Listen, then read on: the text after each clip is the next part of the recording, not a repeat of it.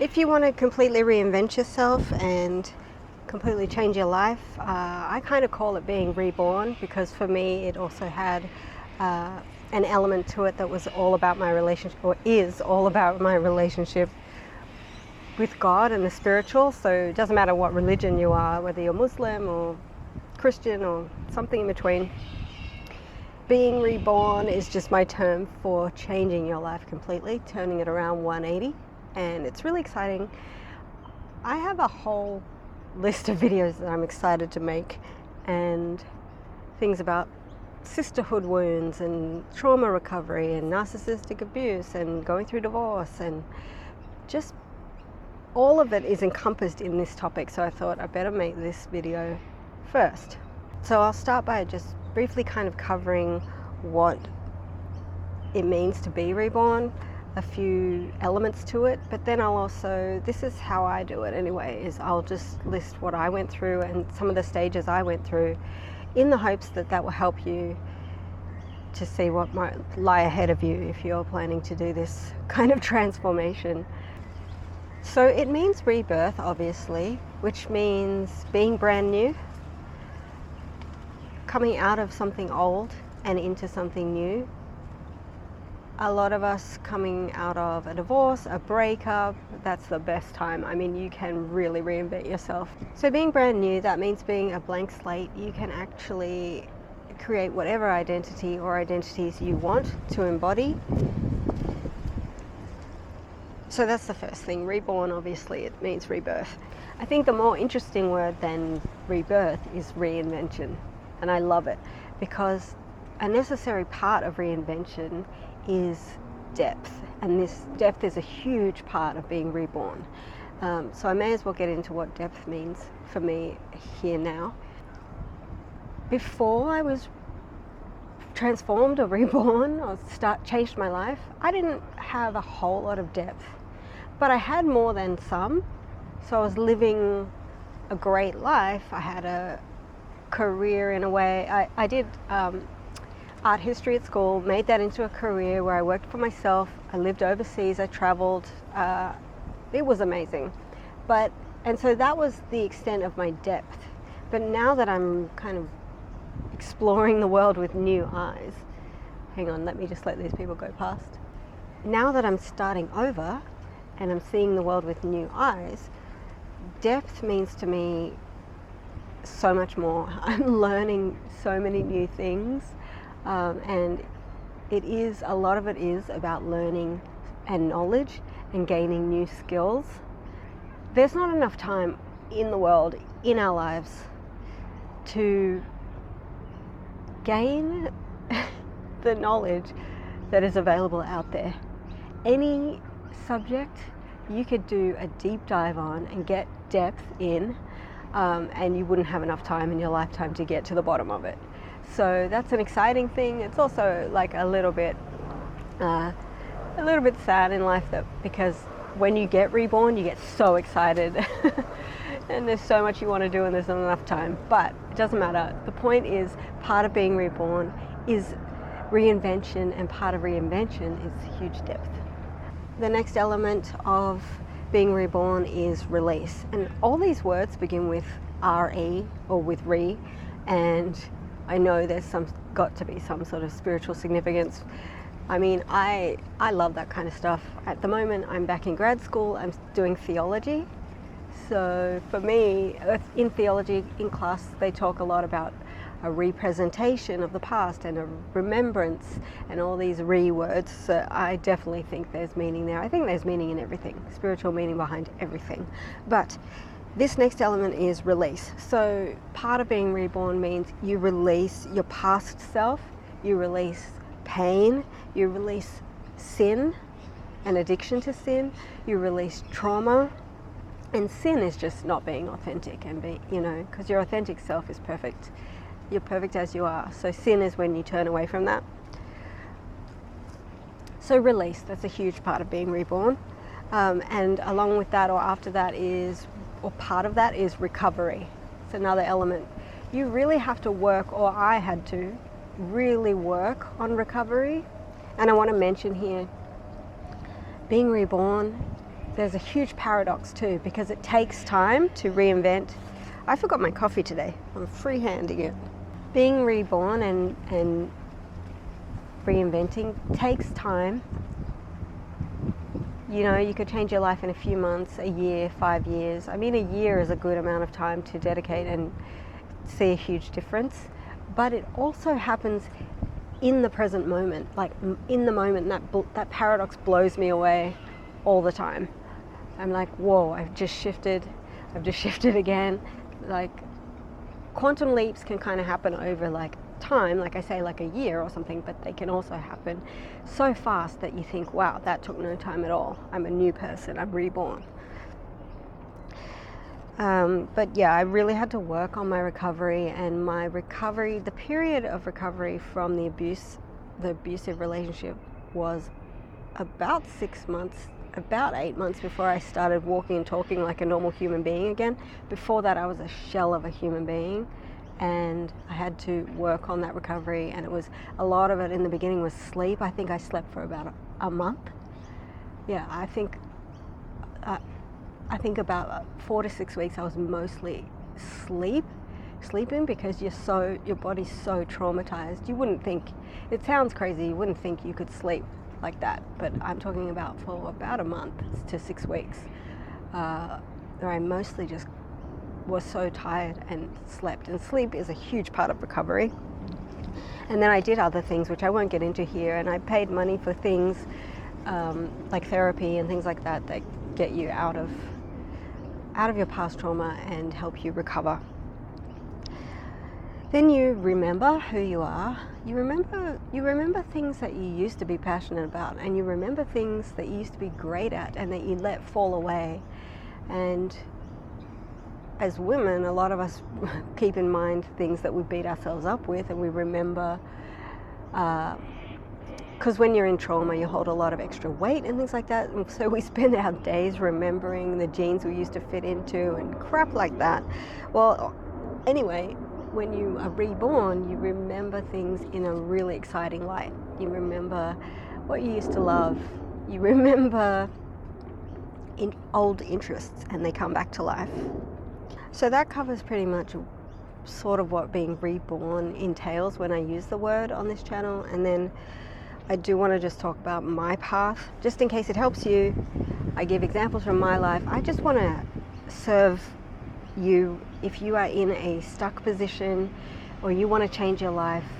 Maybe it will serve you by giving examples from my life and how I have changed it so far. And I am still on the journey, but I'm in a much better, bit more exciting place now. If it helps you to hear examples from my life, to hear my shitty family experiences or past relationship experiences, how small they are, but how big they affected me, things like that. If that helps you, that's what I'm here for. That's what this channel is here for. So I'm just going to get into, in order, what things I kind of experienced being reborn. Reborn's just a term that I use to sum it all up. You don't have to use that word, but I do. So the first is realization. You realize, your eyes open up to the people around you, the treatment you've been getting, the way you've interacted with people, you know, your part in it, how you've contributed, and also how you've accepted poor treatment. And the other thing you realize in the realization stage, or that I realized, is how much potential you have in life, and that you're not living up to your potential. That pretty much nobody is, but it's an opportunity if you want to. When you realize that you're not living up to potential, it's an opportunity to start doing so. And the next thing is you get small goals and big goals. So that relates to wanting to start reaching your potential, or at least trying to. So small goals, tiny goals that you were not doing because you weren't taking care of yourself, and then big goals, which are really important, longer term. Like, before I was reborn, before I changed my life, I never really made very long-term goals. Now I have longer-term, really exciting goals. And hand in hand with that is you have to know how you work. So for me, like I mentioned, I go to grad school now, and that was because I wanted to learn and read the Bible, which I had never been introduced to as a kid. In fact, I pushed that side of myself away. I will tell this story in another video, but I've always been a spiritual kid. My family and even friends in school, I was in a reality where people thought that if anyone was Christian, or even spiritual, but Christian, they were mentally ill. And I'm not exaggerating there. I'll tell that story another time in another video. But my family still think that way pretty much, even though my mother comes from a Muslim family. I was happy to embrace that, but my family, they're not really practicing Muslims. And anyway, I always had, as a kid, like a connection with God. And this only happened like once or twice in my life, but when I'd open the Bible, it was like in the movies, like, oh, like clouds parting, angels singing, and then I would close it because I was scared of my family, scared of the stigma. So I wanted to learn scripture more. I wanted to read the Bible and study it, and I wanted to do it academically. I know there are courses and people on YouTube and very modern Christians, and I learned a lot from them too.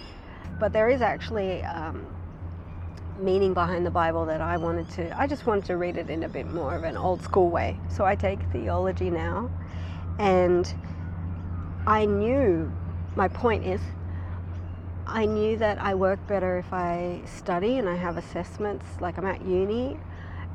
It might be torture to write essays and things, but I will always get them done by the deadline. I know that's how I work. So you have to know how you work, and then when you set small goals and big goals, you'll be more likely to achieve them. Okay, the next one was depth.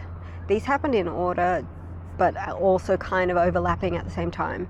Depth, I already mentioned. It's about learning, it's about knowledge, and I want to go into specifics just for a second. I realized that I didn't know much geography, and my brain was mush. When you live in a trauma situation and just in survival mode, I'm pretty sure it does something to maybe our amygdala, or I don't actually know.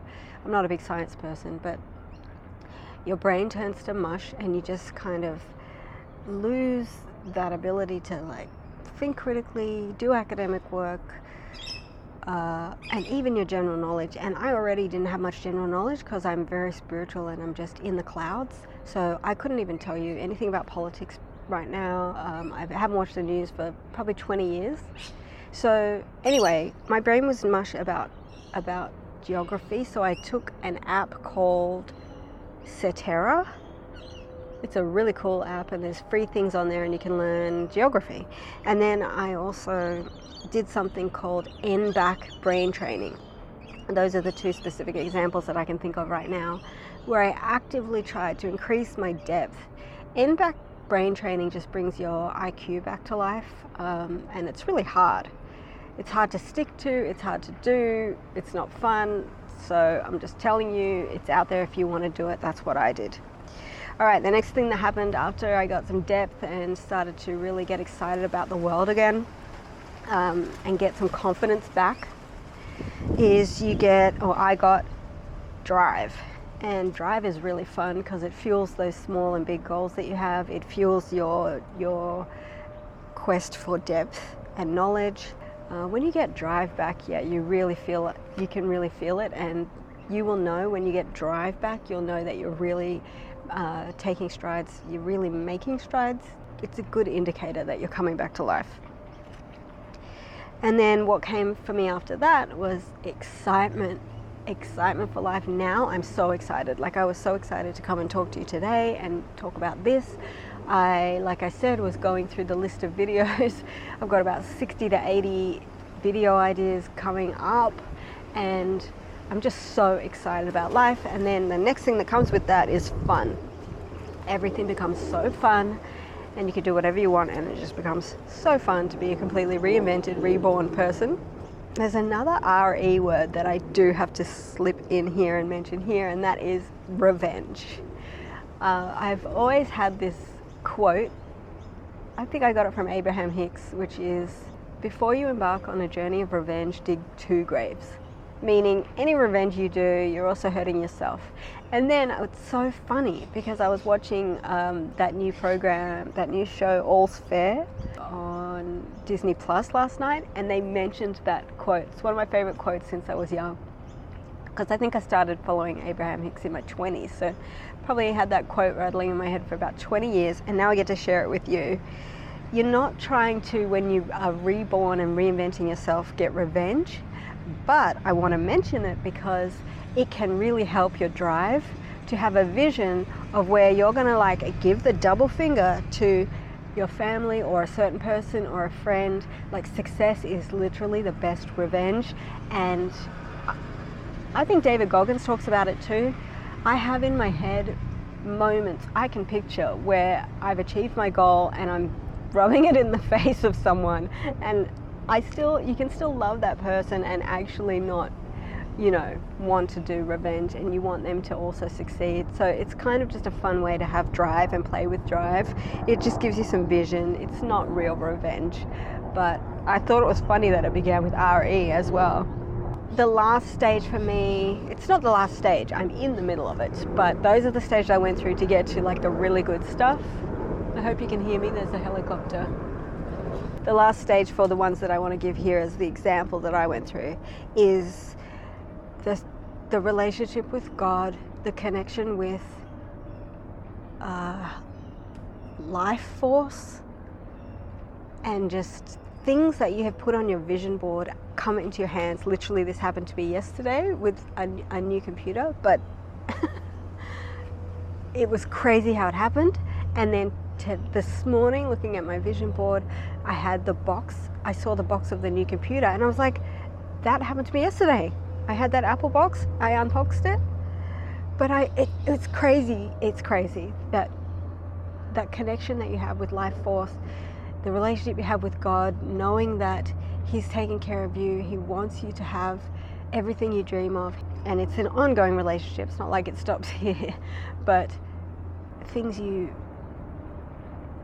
that you talk about only you and God, only between you and God, come into your reality, and you just, tears stream down your face in gratitude. You just can't believe you get to live that you get to live this transformed life. And the whole time, all those stages that I talked about, which was realization, then goals, then depth, then drive, then excitement, and a deeper connection with God, all that time you're releasing the whole time. You're doing inner work the whole time. At least I am.